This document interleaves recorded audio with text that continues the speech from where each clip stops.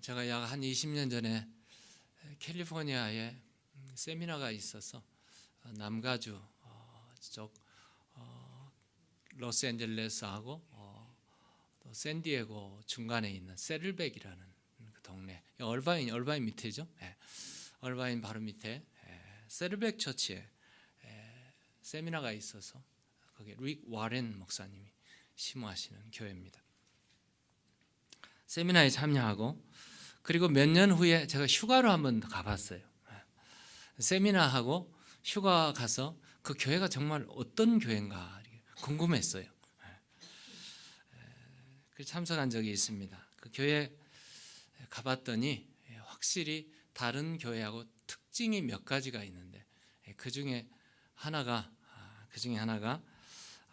교인들로 하여금 많이 와서 교회를 와서 보고 생각하는 교회로 만들어 놓은 것 같아요. 조금 더 구체적으로 얘기한다면 이 교회는 이런 방향으로 가고 있구나. 이것이 눈에 보였어요.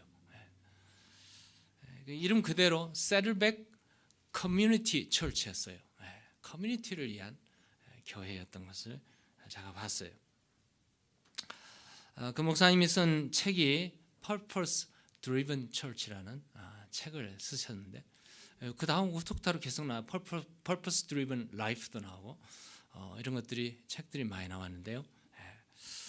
그 책 그대로 목적에 이끌리는 교회, 목적을 향한 교회, 목적이 있는 교회 이렇게 판단이 되어집니다. 우리가 교회 올 때 그냥 늘 왔으니까 그냥 왔다 간다 이렇게 생각하실 수도 있겠지만 그러지 마세요. 교회 오시면 내가 왜 교회로 왔을까? 나는 누구일까? 하나님이 나를 향하신 하나님의 계획은 어디 계실까? 분명히 이 교회를 향하신 하나님의 뜻과 목적이 분명히 있으실 텐데 하나님 그것은 무엇입니까? 물으셔야 됩니다. 그러니까 교회 입구에 들어오면서부터 그냥 적당히 하고 갈 생각하지 마시고 오셨으면 분명히 하나하나를 짚어보셔야 됩니다. 우리 교회 여러분 주보를 딱 펴보시면 주보에 우리 교회에 이러이런 목표를 향해서 우리는 가고 있습니다라는 그 앞에 타이틀부터 올해의 목표가 있고 그리고 이 교회가 나가는 방향을 제시하는 목표가 있습니다. 아마 그게 4가지로 집약되는 목표죠. 첫 번째가 예배입니다. 이 교회에 오면은 누구 만나러 온 게 아니에요. 예배하러 오신 겁니다. 구원의 감격이 넘치는 예배, 월십.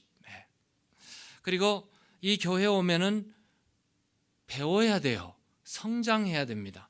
성숙을 향한 성장해 나가야 되는 성장이 목표입니다. 후퇴해서는 안 되겠죠. 그리고는 이 교회는 잃어버린 영혼을 찾아가는 미션이 놓여 있고 그 다음에는 커뮤니티를 향한 서비스죠. 봉사. 서로가 서로를 사랑하고 섬김을 받으려 하는 것이 아니라 오히려 섬기려 하는 섬김의 자리가 바로 이것입니다. 이 목표를 이루기 위해서는 제가 한번 그림을 그려봤어요. 이 목표의 대상이 3가지로 딱 나눠집니다. 먼저는 예배, 누구에게? 하나님이 대상이에요. 그 다음에 우리는 성장해야 돼요. 서로를 격려하고 위로하고 교제하고 섬기는 성장은 교인들을 향한 교우들 간의 성장입니다. 섬김. 그 다음에는 이것만으로 끝나는 게 아니에요. 우리는 세상을 향해서 나아가는 미션이 있습니다. 미션을 반드시 실행해 나가야 됩니다. 그러므로 교회에 오면은 반드시 이 교회의 목표를 향해서 모이면 예배하고 흩어지면 전도하는 것이 교회의 목표입니다. 하나님께서 교회를 세우신 목표라는 말이에요. 그러므로 정말 참 예배자는 어떤 사람인가? 여러분, 성도가 살아있어야 돼요. 살아있으란 미션에 충실해야 돼요. 미션. 가족들, 이웃들, 믿지 않는 사람들을 바라보면서 선교의 전략을 세우고 전도하는 사람이 와서 예배하는 자, 바로 그 사람이 참 예배자예요. 여러분, 성숙의 목표도 뭡니까? 성경 공부 왜 합니까? 왜 친교를 나누고 서로 격려하고 위로하고 서로 만납니까? 이건 바로 목표가 어디예요? 타겟이 전도입니다. 전도가 빠져버린 어떤 것도 의미가 없어요.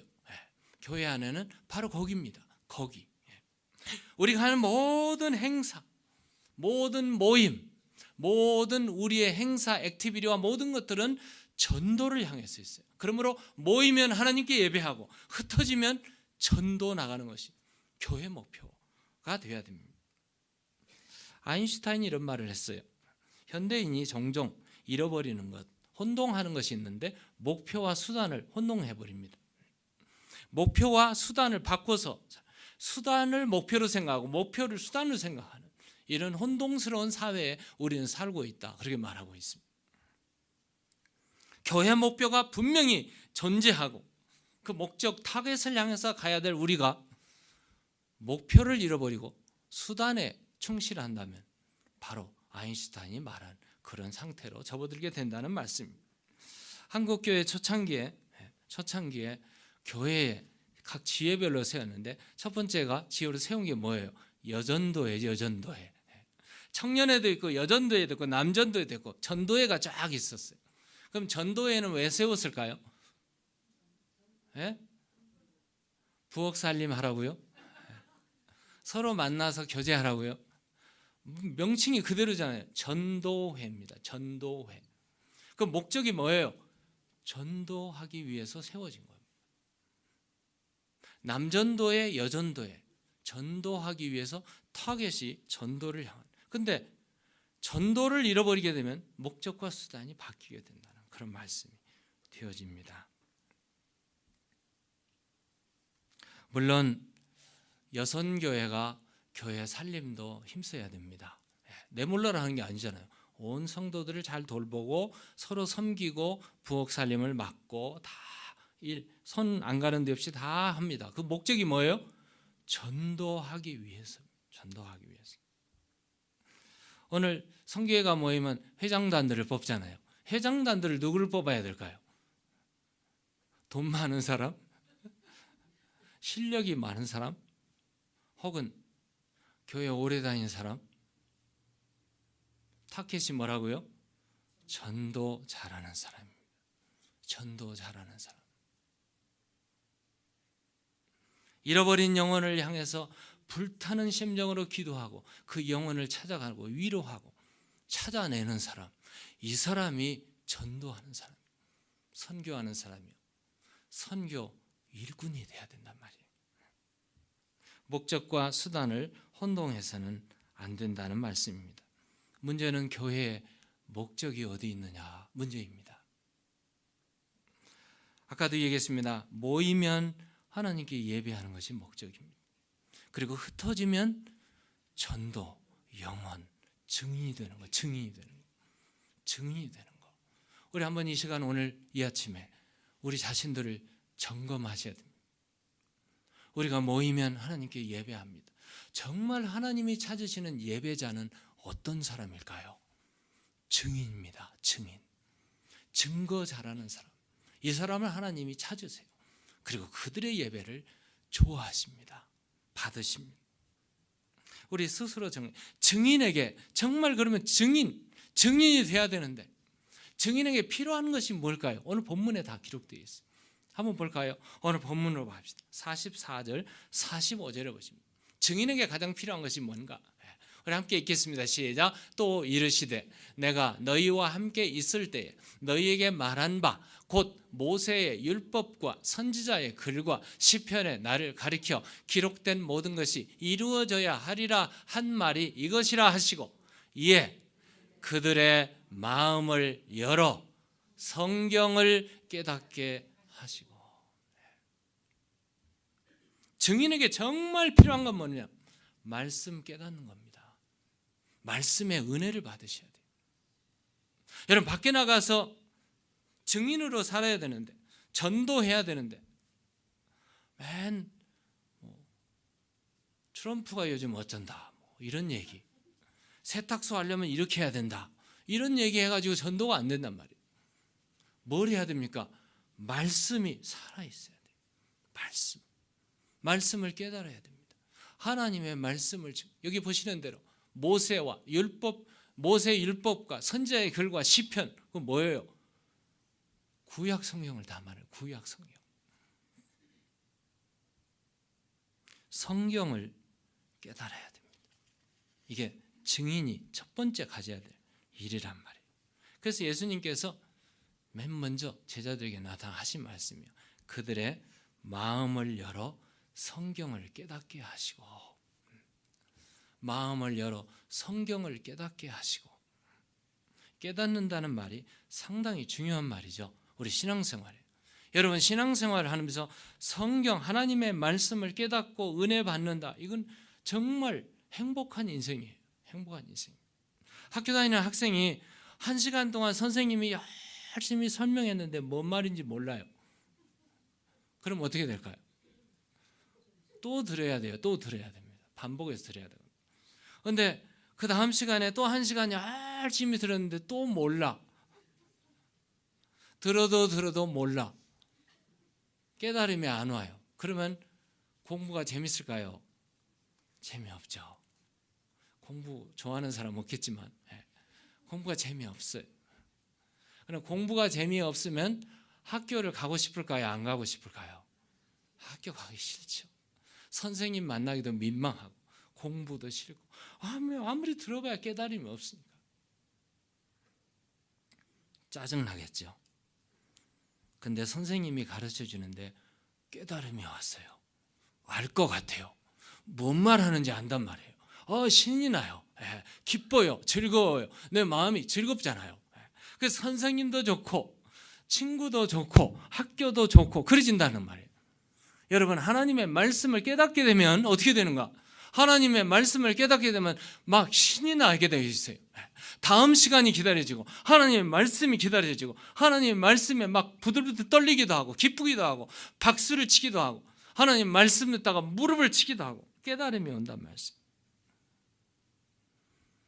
제자들이 3년 동안 예수님과 함께 있었는데 정말 공부를 못한 것 같아요. 예수님이 말씀을 그렇게 하는데도 못 알아들어요. 요한복음에 보면 주님 너무 어렵습니다, 그렇게 말을 해요. 오늘 말씀하시잖아요. 모세의 율법과 선지자의 글과 시편에 나를 가르쳐 기록되었지 않나요? 그런데 깨달음이 없어요. 예수님께서 십자가에 죽으셨어요. 그러니까 제자들이요, 그래서 뿔뿔이 다 흩어져. 왜? 깨달음이 없으니까.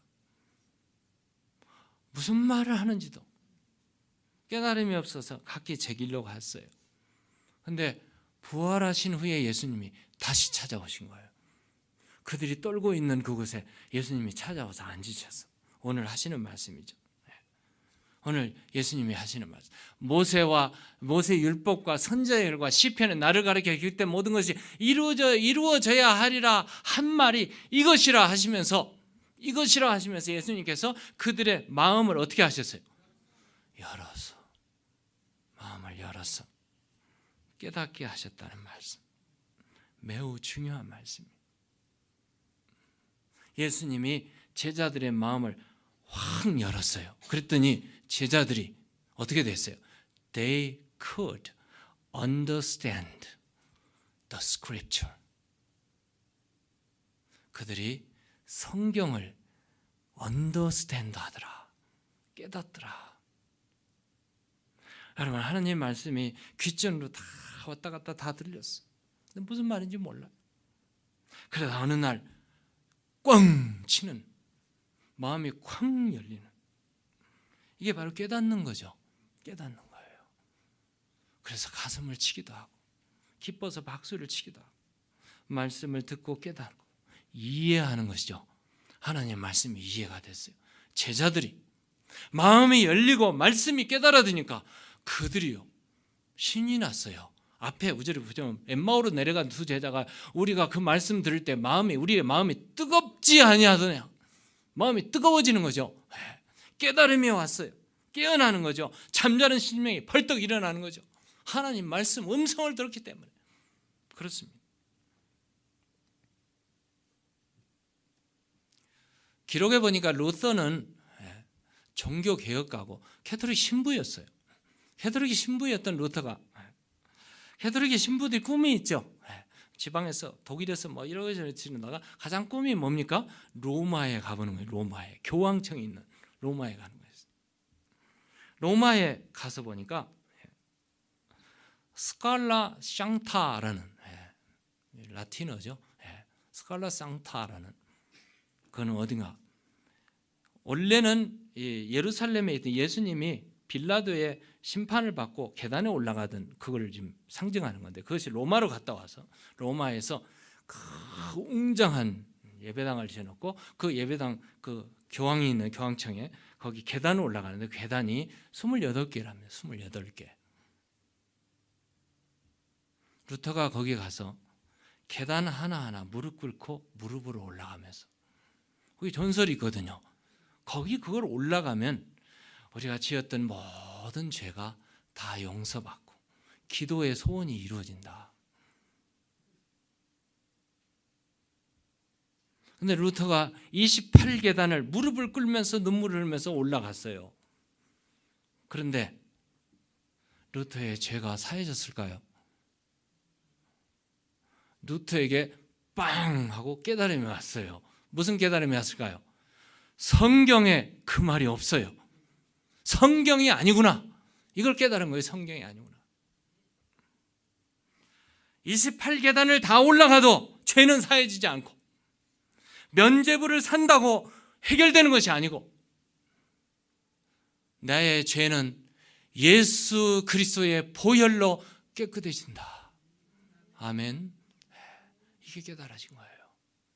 그러니까 루터가 횃불을 들고 종교 개혁을 했던 겁니다. 하나님의 말씀이 깨달아지는 거. 이게 바로 증인이죠. 그 다음 절에 보면 46절, 48절 46절에 보시면 우리 함께 읽겠습니다. 시작. 너희는 이 모든 일의 증인이라. 증인이라. 누가 누구에게 하시는 말씀? 예수님이 제자들에게. 증인은 목격자죠. 목격자입니다. 사건을 보고 듣고 확실히 아는 사람이에요. 이 사람이 증인이에요. witness요. witness. 위트네스 한다는 위트네스라는 단어가 바로 이 단어죠. 목격자, 듣고 보고 확실히 아는 자, 이 사람의 목격자. 예수님께서 제자들에게 사명을 주셨어요. 증인은 사명받은 사람. 하나님으로부터는 소명이죠. 하나님의 부르심을 받고 하나님이 사람을 향해서는 사명을 주셨어요. 너희는 이 일의 증인이라 말씀하신 것은 사명받은 자예요. 사명을 받았어요. 오늘 보면 46절에 보면 어떤 사명을 받았는가? 그리스도께서 죽었다가 사흘 만에 다시 부활했다는, 그들은 눈으로 봤거든요. 예수가 죽었고 부활했다는 사실을 눈으로 목격했어요. 그러니까 이게 증인이죠. 그리고 47절에는 그 이름으로 죄사함이 있다는 것을, 28계단을 올라가서 죄사함이 아니라 예수 그리스도의 보혈로 죄가 사해진다는 이 놀라운 사실, 이게 바로 증인이죠. 베드로가 참 맞는 모델이죠. 베드로는 원래 참 죄가 많은 사람이죠. 허물이 많은 사람. 겟세마네 동산에서 예수님께서 기도하라 하니까 기도 되게 안 했어요. 그리고 나서 예수님께 됐다 하고 딱 나오니까 칼을 딱 뽑아가지고 종의 귀를 잘라버렸어요. 기도 안 하면 사고를 많이 쳐요. 예수님께서 말고라는 사람의 귀를 만져가지고 고쳐주었어요. 그리고 여정 앞에서, 사람들 앞에서 예수님을 모른다고 부인했는데 한두 번도 아니죠. 3번씩이나. 그것도 친절하게 부인한 게 아니고 저주까지 했다고 그랬어요. 성경에 보니 얼마나 큰 죄인인가요? 그런 베드로가 예수님의 부활을 목격한 다음에 그는 눈물을 흘렸어요. 갈릴리 해변가에 가서 생선을 구워서 잡수시던 예수님 앞에서 예수님께서 베드로라고도 안 불러요. 예수님께서 요한의 아들 시몬아, Do you love me more than these people? 그러니까 베드로가요, 어떻게 할 줄을 몰라요. 베드로가 대답이 그전 같으면 팍 나와서 예수님 앞에 자랑했을 텐데 고개를 떨구면서 You know, I love you. You know that I love you. 내가 당신을 사랑한 것을 당신이 아십니다. 예수님께서 내 양을 먹이라. 사명이죠. 사명이에요. 죄사함 다음에 사명입니다. 성경의 모든 일꾼들, 증인들, 이 사람들은 전부 사명을 받은 사람들, 소명을 받은 사람들인데 이 소명이 있기 전에 뭐가 있어요? 죄사함이 있습니다. 죄사함. 구약 성경으로 올라가면 이사야서 6장에 보면은 이사야 선지자가 성전에서 하나님의 임재를 맞이하게 됩니다. 그러니까 너무너무 두렵고 떨려요. 무서웠어요. 무릎 꿇고 땅에 엎드러져 버리고 말았어요. 천사가 와서 숯불 덩어리를 가져와서 입을 찢어버렸어요. 그리고 내 죄가 사해졌느니라. 죄사함을 얻었어요. 그러고 나서 환상이 보이고 하나님의 현현이 보이는데 하나님께서 내가 누구를 보내며 누가 우리를 향해서 갈고 Who will go for us? 이사야가 그 앞에서 말을 하죠. Here I am, send me. 내가 여기 있습니다. 나를 보내소서. 사명, 죄사함과 사명, 이게 바로 증인이죠. 오늘 우리는 어떻습니까? 예수님을 만나기 전에, 예수님을 만나고 나서 정말 몸부림치고 회개하고 우리의 죄사함을 받고 하나님이 우리를 부르셨습니다. 하나님의 자녀로 말입니다. 하나님의 자녀로 잘 먹고 잘 살아라고 부른 게 아니라 부활의 증인이 되라고 부르셨습니다. 목적 잃어버리서는 안 됩니다. 이 사명을 받으면 목숨이 아까운 줄도 몰라요. 사실은 그 목숨을 잃어도 행복하거든. 바울이 그랬어요. 바울이 사명을 받고 난 이후부터 사도행전 20장 24절에 이렇게 말하거든요. 내가 달려갈 길과 주 예수께 받은 사명 곧 하나님의 은혜의 복음을 증언하는 일을 마치려 하면은 나의 생명조차 조금도 귀한 것으로 여기지 아니하노라. 주 예수께 받은 사명, 예수님이 주신 사명이죠. 그 사명이 뭡니까? 하나님의 은혜의 복음을 증언하는, 증인이죠. 증언하는. 이게 바로 사명입니다. 그 때문에 살고, 그 때문에 기뻐하고, 그 때문에 울고 목숨을 잃어도 아깝지 않은, 이게 바로 증인입니다. 오늘 본문으로 돌아오면 48절에 너희는 이 모든 일의 증인이라. 아멘. 오늘 우리에게 주시는 말씀입니다. 너희는 이 모든 일의 증인이 되시기 바랍니다. 증인이 되기를 원합니다. 자, 그래도 자신이 없어요. 나가서 무슨 말 할까? 사람 만나면 엉뚱한 얘기부터 나오는 걸 이걸 어떻게 할까? 어떤 사람은 가서 할 말 없으니까 예수 안 믿으면 지옥 가. 그럼 이 사람이 그냥 파래져가지고 얘기를 커녕 도망가 버리고만. 옛날에는 그렇게 했어요. 옛날에는. 근데 지금은요 그렇게 해서 전도가 안 돼요. 전도하려면 어떻게 되는가? 증인이 되려면 결정적인 것이 있어요. 그건 뭔가 오늘 본문 49절 볼까요? 49절 함께 읽겠습니다. 시작. 볼지어다 내가 내 아버지께서 약속하신 것을 너희에게 보내리니 너희는 위로부터 능력으로 입혀질 때까지 이 성에 머물라 하시니라. 그러면 증인이 되기 전에 이 성에 머물러야 되는데 뭐 때문에 머물입니까? 미리 앞서가지 마세요. 아버지께서 약속하신 것이 있어요. 이걸 받아야 됩니다. 이걸 받아야 되는데 이 아버지께서 약속하신, 아버지께서 보내신다는 말이죠. 아버지께서 약속하신 선물이에요. 그건 누가 보내요? 예수님께서 보내시겠다는 말이죠. 이걸 내가 너희에게 보내리니 이건 어떻게 위로부터 능력으로 입혀질 때까지 피동형입니다. 내가 받는다고 해서 받는 게 아니에요. 다시 말하면 하나님께서 약속하신, 아버지께서 약속하신 것, 예수님께로부터 오시는 분, 그분이 바로 성령님이세요. 성령님이 우리 가운데 임하시는데 뭘로 임하신가? 능력으로 임하십니다. 입혀질 때까지 성령 충만해야 전도가 가능합니다. 성령 충만은 능력으로 충만해지거든요. 권능으로 충만해지거든요. 담대해집니다.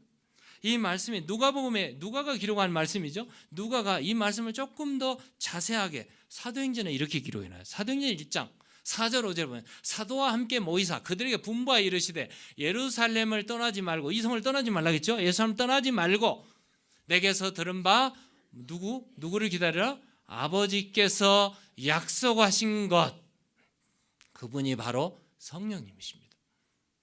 기다리라. 요한은 물로 세례를 베풀었으나 너희는 몇 날이 못되어 무슨 세례요? 성령으로 세례를 받으리라. 성령으로 세례를 받으리라. 정확하게 그들이 오순절날 예수님이 승천하시고 10일 동안 다락에서 기도하고 있을 때 성령이 사도행전 2장 4절에 보면 1절에 4절에 보면 성령이 임하셨습니다. 약속대로 아버지께서 약속하신, 예수님께서 보내신 성령, 사도행전 2장 1절에 4절 볼까요?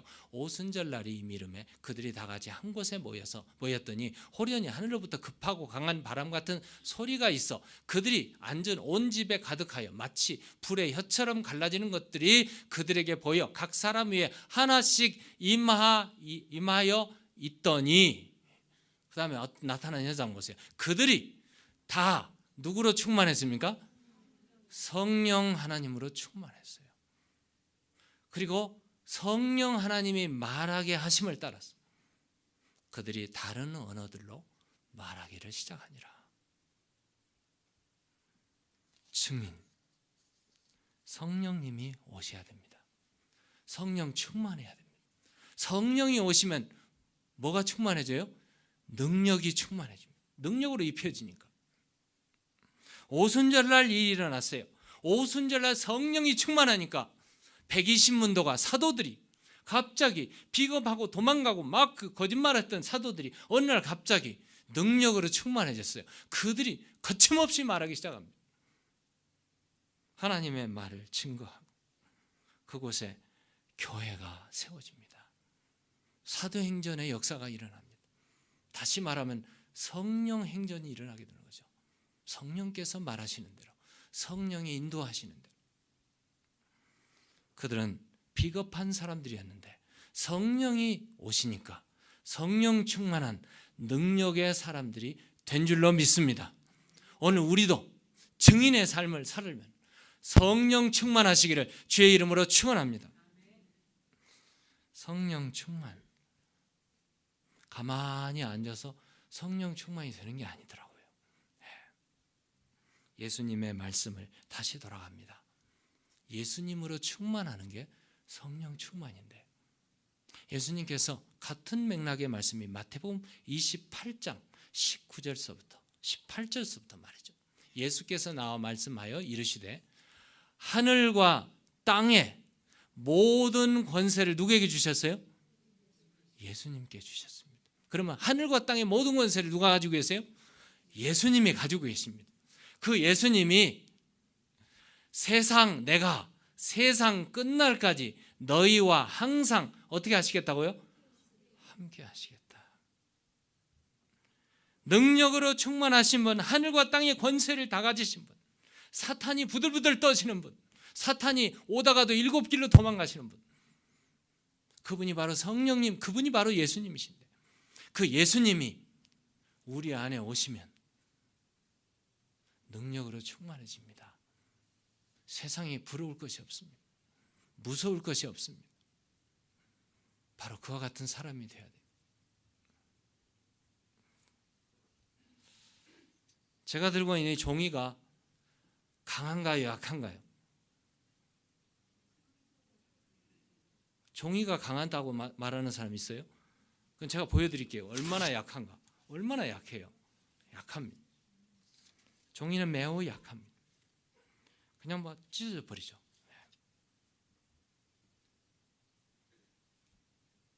성경은 우리 사람에 대해서 상한 갈대와 같다고 그랬어요.